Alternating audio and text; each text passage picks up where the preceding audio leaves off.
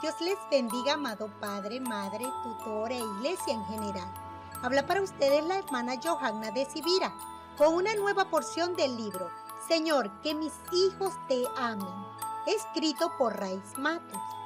En el día de hoy estaremos iniciando con el capítulo 11, parte A.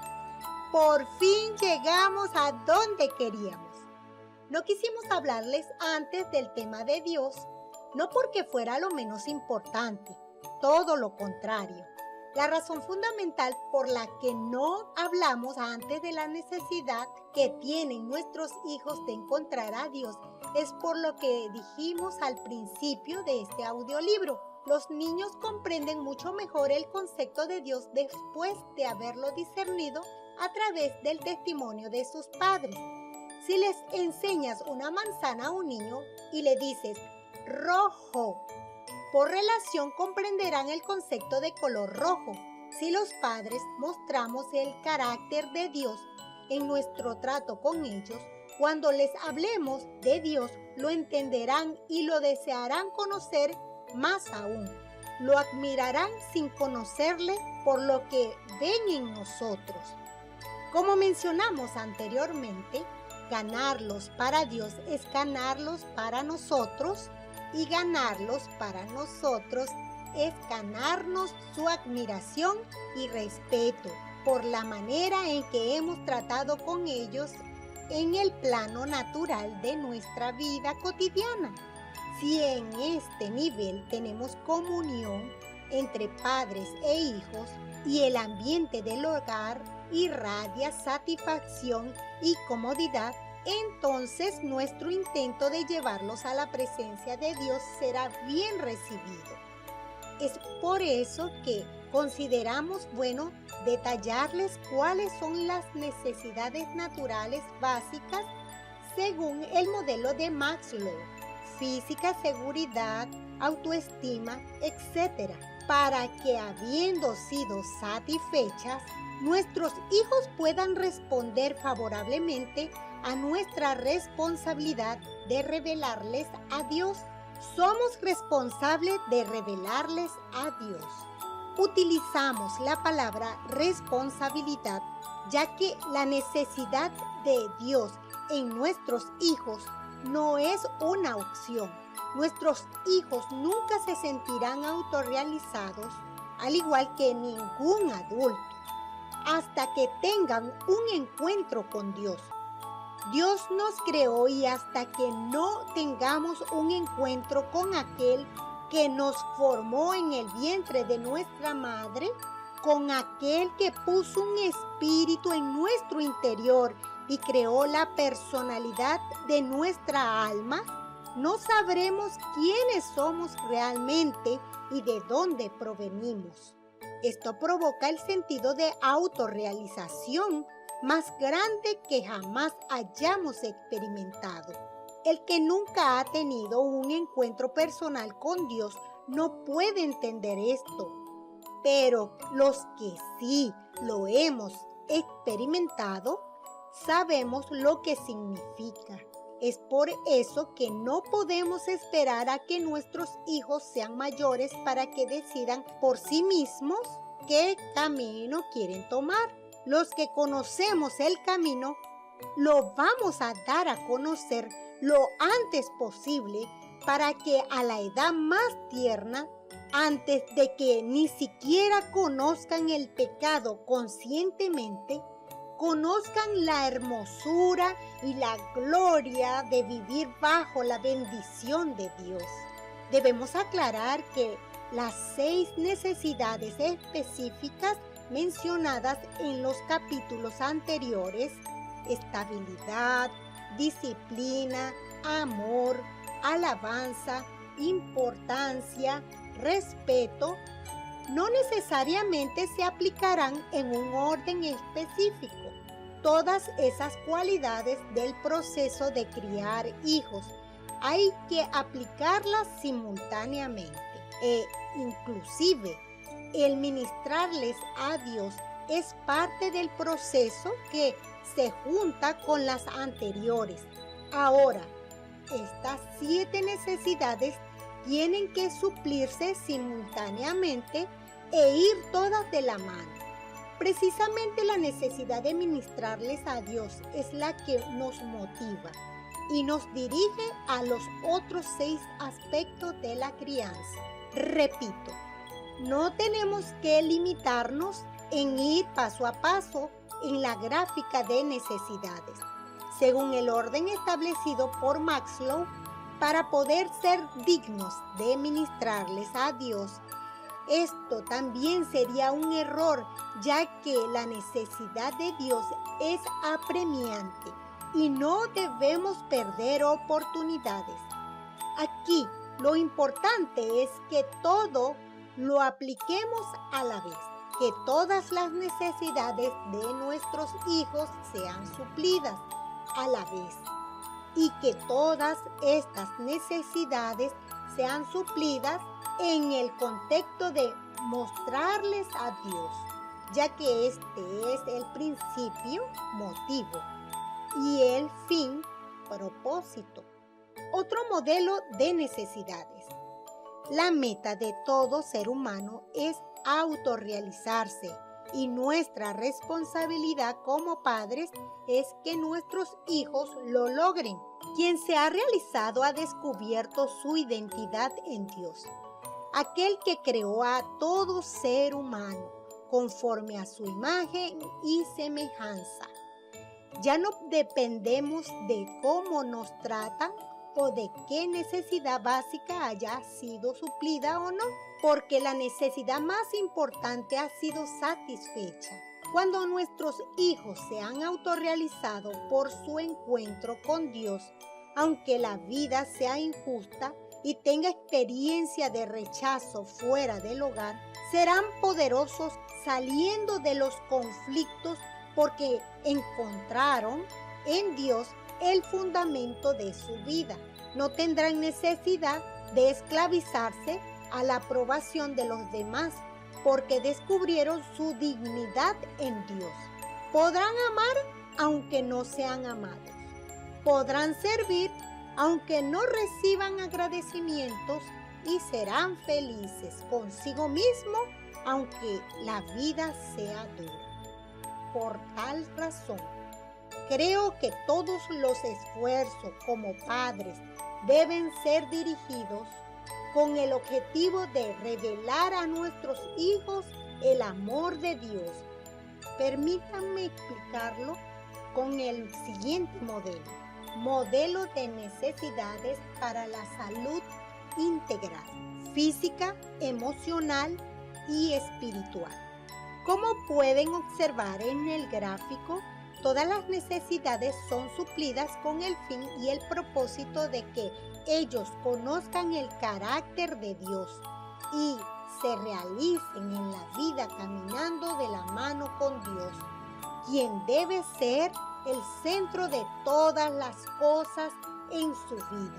¿Qué ocurrirá cuando un hijo se sienta seguro y descubra que es importante para ti? ¿Qué ocurrirá cuando se sienta amado por sus padres, cuando sea alabado y reconocido por sus virtudes? ¿Qué ocurrirá cuando un hijo sea disciplinado y se sienta amado a través de la disciplina, cuando se sienta respetado? Sucederá que cuando le invites a adorar a Dios, no se resistirá. Irá alegremente a su presencia por sentirse tan cubierto, tan amado, tan respetado y tan importante dentro del núcleo de su familia. Se sentirá completo, en otras palabras, realizado. Sentirá que nos preocupamos por amor y le corregimos por amor. Dirá para sí: si mi papá y mi mamá son así, yo quiero conocer al Dios que los ha hecho así.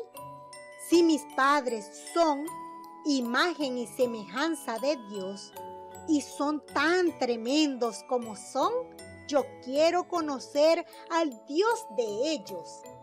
¿Y qué si me equivoco? ¿Qué ocurre si cometo algún error en alguna de estas áreas? ¿Me descalifica esto para ministrarles a Dios? La respuesta es no. Muchas veces cometí errores en prácticamente todos los aspectos de sus necesidades. Y por causa de esto, tuve que pedir perdón a mis hijos cada vez que ocurrió. El pedir perdón a los hijos te devuelve la comunión, la autoridad y la admiración que necesitas de tus hijos para continuar ministrándoles a Dios. No creas que el pedir perdón te resta autoridad moral. Al contrario, en una ocasión una misionera evangelista de niños visitó nuestra familia. Ella disfrutaba mucho de nuestro ambiente familiar y le preguntó a mi hija cuál había sido la experiencia más significativa que había tenido con su papá. O sea, cuál había sido la experiencia que más recordaba en su relación conmigo.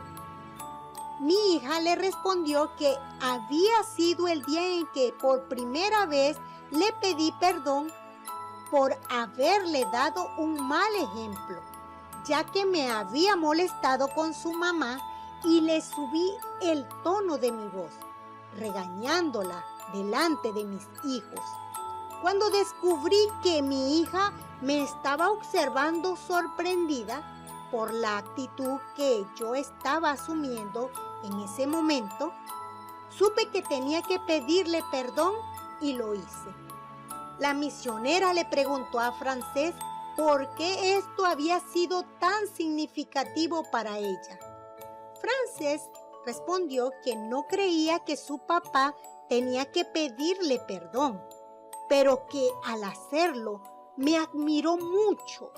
Sintió amarme más por eso y me gané su respeto. Enseñar a los hijos a orar. No fue dificultoso enseñarles a nuestros hijos a orar porque desde que nacieron, todos los días oraba por ellos en voz alta, poniendo mis manos en sus cabezas. Desde que tienen uso de razón, se acostumbraron a hablar con Dios. Aunque cuando los encontraba dormidos, me les acercaba y al oído les decía que los amaba mucho y les oraba al oído. Cuántas veces les veía sonreír dormidos mientras oraba y cuando yo terminaba decían amén. Cuando ya eran un poco más grandes y se retiraban a descansar, en la noche todos juntos alabábamos al Señor. Gritábamos de risas, de gozo, cantábamos, leíamos historias bíblicas y orábamos. Para ellos no era nada difícil ni pesado. Nunca hice un culto familiar formal. No sé qué es eso. El altar familiar debe ser un hábito de vida espiritual de todos los días donde libre y espontáneamente busquemos a Dios y oremos sin limitarlo. ¿Cómo yo voy a limitar a Dios a un día a la semana cuando se supone que esto sea nuestra relación diaria con Él? ¿Qué es mejor? ¿Estar 40 minutos o una hora? ¿Una noche a la semana o estar 15 minutos todos los días y en más de una ocasión al día, si fuera posible? Aclaro que no estoy criticando al que hace su culto familiar de una hora, una noche a la semana. Gloria a Dios por eso. Si todo lo anterior está en orden, el culto familiar está perfecto. Pero la realidad es que este ejercicio de hábito espiritual de buscar el rostro de Dios como familia debe convertirse en un programa diario. No debe ser una actividad rutinaria semanal donde nos reportamos con Dios. O sea, cumplimos con la cuota. No debemos dar la impresión a nuestros hijos de que hacemos las cosas por tradición, que lo que estamos haciendo es cumplir con una cuota de religiosidad. Mi consejo es: no convirtamos el culto familiar en una rutina que, por tener una motivación en el cumplir con lo necesario, pierda vida. Vivamos haciendo de Dios nuestro pan de cada día, nuestra fuente de alegría y motivación. La razón por la cual queremos orar debe ser porque Él es bueno, porque nos ha dado la capacidad de amarnos así, porque nos ha dado la sabiduría para tratarnos así, porque nos corrige y nos controla cuando comenzamos a herirnos sin darnos cuenta, porque nos provee y suple nuestras necesidades y porque tenemos muchas cosas por qué sentirnos agradecidos a Él. Por eso, aprovechemos cada oportunidad para honrar, cantar, danzar en su honor y proclamar sus maravillas como familia. Por eso digo que no se puede limitar a un momento específico en darle gloria a Dios, sino que debe ser lo natural de nuestro diario vivir. En Deuteronomio 6, 6 al 7, leemos: y estas palabras que yo te mando hoy estarán sobre tu corazón, y las repetirás a tus hijos, y hablarás de ellas estando en tu casa, y andando por el camino, y al acostarte, y cuando te levantes. Testifiquemos continuamente donde quiera que estemos. Aprovechemos los momentos de estar a la mesa para hablar de las maravillas de Dios y testifiquemos acerca de cómo Dios nos ha suplido, que el Espíritu Santo hizo durante el culto cuando estuvimos en la iglesia o en cualquier otro lugar. Cuando oramos como familia, habrá el entusiasmo necesario para disfrutar ese momento de alabanza y oración. Cuando los niños se acostumbran a orar en todo tiempo y lo disfrutan, ellos mismos buscan cuántas excusas haya para tener que orar. Si salimos en el automóvil, tan pronto observaba que yo ponía la mano en el volante, ellos me decían: papi, vamos a orar. Aunque estés apurado, no defraudes a tus hijos cuando tienen la iniciativa de querer orar, cuando sea y donde sea. El tiempo que aparentemente pierdes orando, Dios te lo va a recompensar facilitándote el camino. Todo avivamiento desaparece después de la cuarta generación. Recuerdo que mientras pasaba por un adiestramiento intensivo del liderazgo cristiano en el Instituto de Haigai de Singapur, uno de los profesores graduados de la Universidad de Fuller en California nos compartió los resultados de un estudio que esa universidad llevó a cabo con respecto a la duración de todos los avivamientos que había ocurrido en la historia del mundo. Sus palabras finales fueron: todo avivamiento ha desaparecido después de la cuarta generación. Fui sacudido por las estadísticas. Mis ojos se llenaron de lágrimas y mi corazón se compungió. Tuve que salir del salón de clases y en el pleno pasillo, agarrado de las rejas que daban para el patio del edificio, comencé a llorar con un gran ruego en mi corazón. Oh Señor Jesús, ¿significa esto que si yo soy la primera generación del avivamiento, mis hijos, la segunda generación, serán unos cristianos comprometidos pero débiles en cuanto a la vida del Espíritu? Que mis nietos, la tercera serán unos cristianos nominales, carnales, y que mis bisnietos, la cuarta, serán unos impíos rebeldes contra el Evangelio? Señor Jesús, ten misericordia de nosotros. Ayúdame, Señor. ¿Qué puedo hacer? Ayúdame, Señor. ¿Qué puedo hacer? Cuando regresé a Puerto Rico, me senté con mi esposa para explicarle esto. Entonces decidimos hablar con nuestros hijos. Les explicamos que si no queríamos que se cumplieran esas estadísticas en nuestra familia, teníamos que buscar fortalecer aún más nuestra relación de amor con Dios. Decidimos encontrarnos todas las mañanas para hacer nuestro devocional de oración y alabanza, juntos como familia. ¿Cuál fue nuestra experiencia? Nuestros hijos estaban tan contentos y motivados por la nueva campaña en busca de la presencia de Dios en nuestro hogar, que eran ellos los que se despertaban primero de madrugada y se metían en nuestra cama. Nos despertaban para comenzar nuestro devocional mañanero. ¡Qué bendición! ¡Qué privilegio! ¡Qué felicidad! A medida que los niños crecen, los hábitos espirituales y los procedimientos de cómo buscar el rostro de Dios juntos.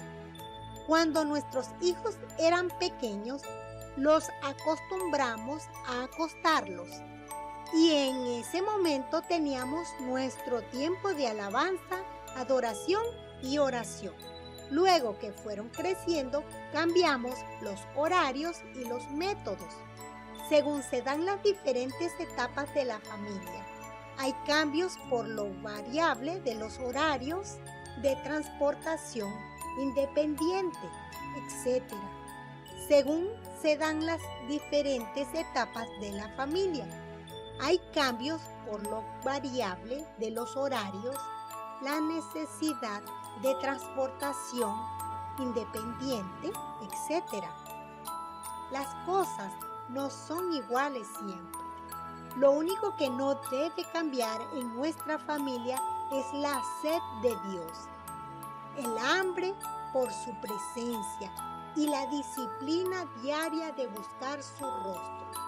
Llenemos nuestros hogares de alabanza y procuremos siempre respetar la inmerecida pero privilegiada visitación del Espíritu Santo y la armonía del amor incondicional entre nosotros. Tendremos garantizada su protección y bendición. La prosperidad de Dios en todos los aspectos de la vida familiar será inevitable. Dirán, verdaderamente el reino de los cielos entre nosotros está. ¿Será esto arrogancia? En ninguna manera, porque todo aquel que ha sido obediente a Dios en los principios expuestos en este audiolibro ha tenido que exclamar interna o abiertamente: nunca creí que era posible vivir este hábito de vida espiritual, pero ahora lo estoy viviendo. ¡Gloria a Dios! Disfrutar de lo sembrado.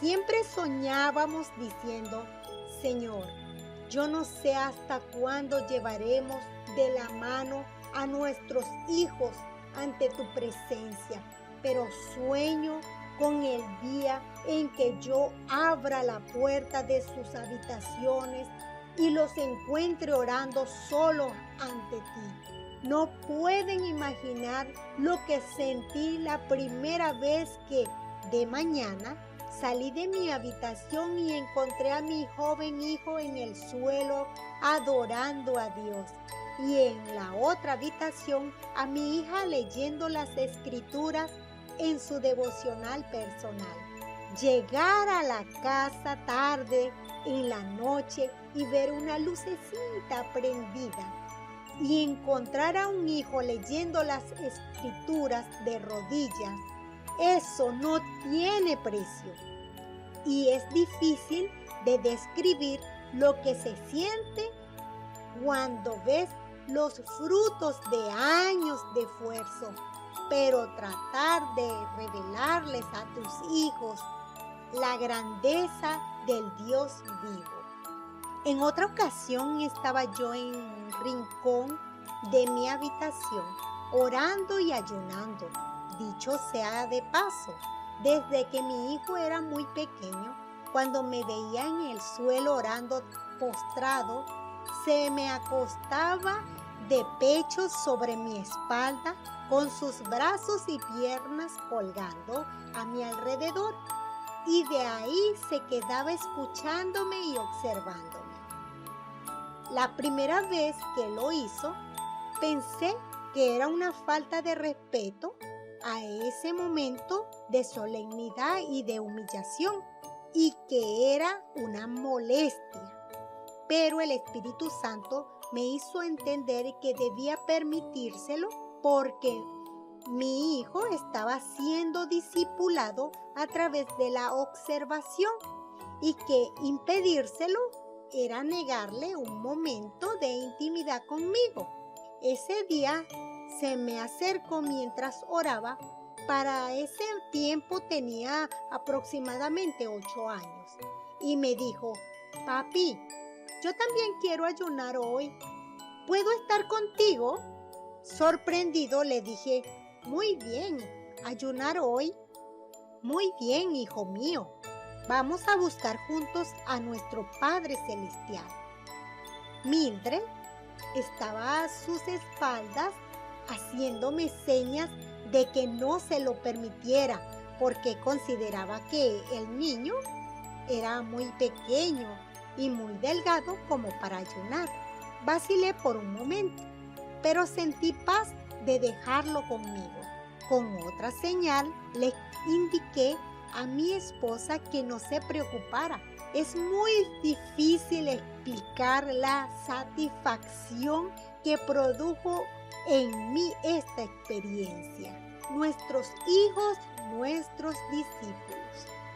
Así fue que mi hijo y yo comenzamos a orar juntos. Ocasionalmente lo observaba con disimulo y mi alma se llenaba de gozo. Las lágrimas eran inevitables. Cuando se cansaba de orar, se quedaba acostado mirándome. Cuando yo abría los ojos y me encontraba con los suyos, me sonreía. Me preguntó: papi, ¿cómo sabes la parte de la Biblia que debes escoger para predicar? Me sentí como si estuviera discipulando a un futuro pastor.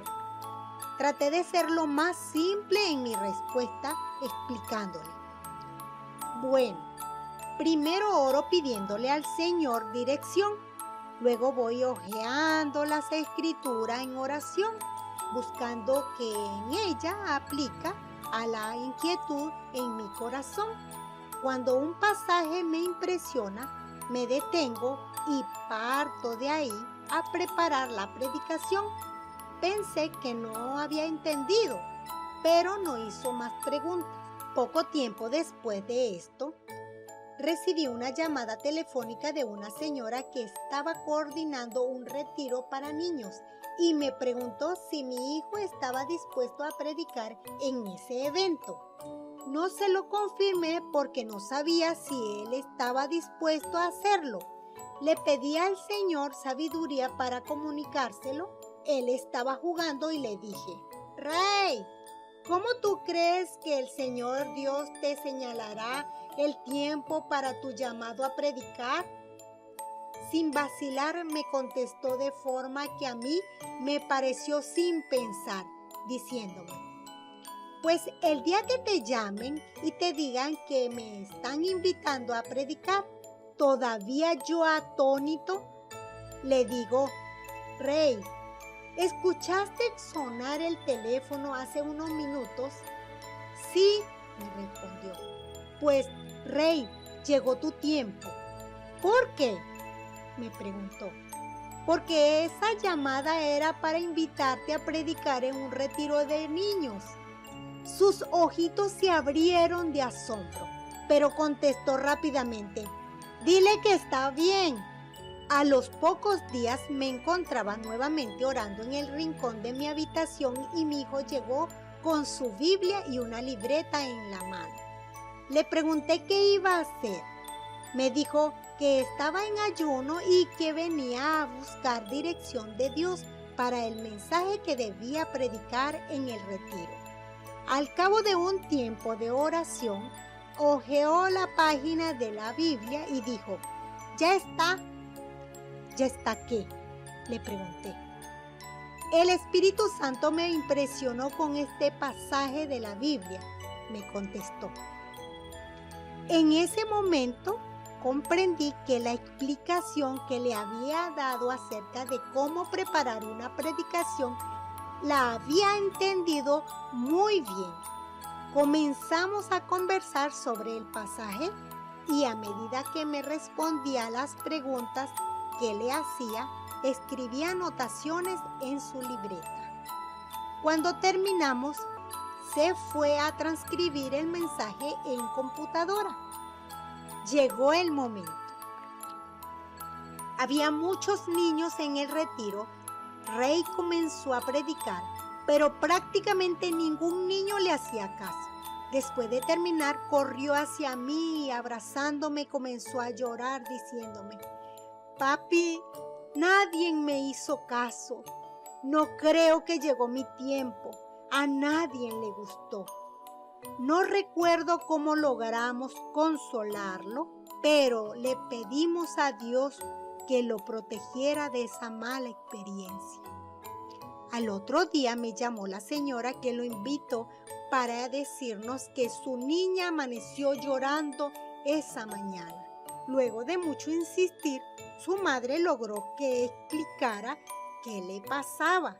La niña le dijo que le había dado mucho coraje oír a Rey predicar porque él era un niño igual que ella o que todos los demás. Llegó hasta a taparse los oídos porque no quería escucharlo. Sin embargo, logró escuchar de cómo Rey había conocido a Cristo a través de su relación de amor con sus padres, y eso la tocó. Le pidió a su mamá que la perdonara y que orara por ella porque quería convertirse a Cristo, porque anhelaba tener con sus padres esa misma relación que Rey tenía con los suyos. Se puede imaginar cómo salí corriendo para testificarle a mi hijo lo que Dios había hecho a través de él en la predicación. Él se asombró mucho y guardó en su corazón con alegría de que Dios se había placido en usarlo para bendecir a otros. Su tiempo había llegado. El legado estaba siendo pasado a una próxima generación. Son muchas las alegrías que se han producido en nuestro corazón como padres al observar a nuestros hijos crecer, no solo en estatura y en desarrollo como adultos, sino también en frutos de carácter, producto del crecimiento espiritual que han obtenido. Qué felicidad es que los hijos lleguen a la juventud y poder verlos tan unidos entre ellos, tan unidos a nosotros y tan entusiasmados sirviendo al Señor. Si le ha gustado, dele like, comente y comparta con otros para que también sean ayudados en esta gran labor. Dios les bendiga.